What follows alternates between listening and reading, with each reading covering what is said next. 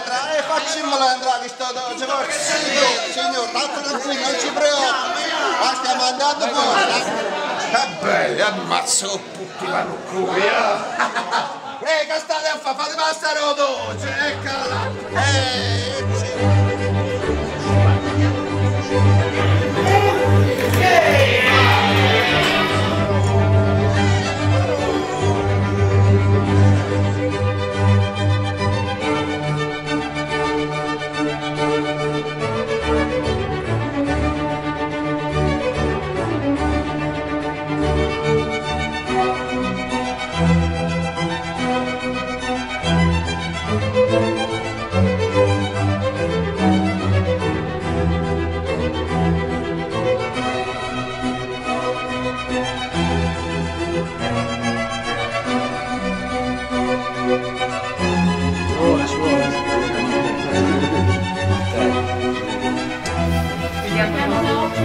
Bene così stretto o è troppo? No, no, no.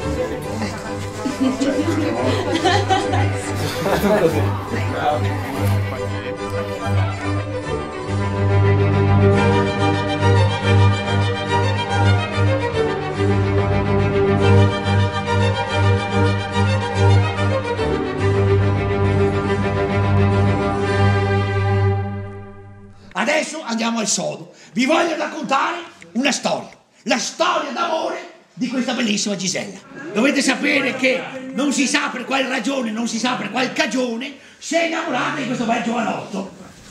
Ah, Gisella. Sì, Ah, Gisella! Occhi più belli della bellezza. sì, bocca più dolce assai di una smeggiassa. Bocca più dolce assai della smeggiata.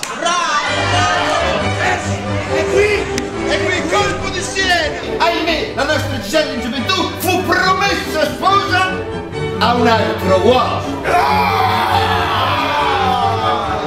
E si scopre che Gisella era innamorata di Ottavio.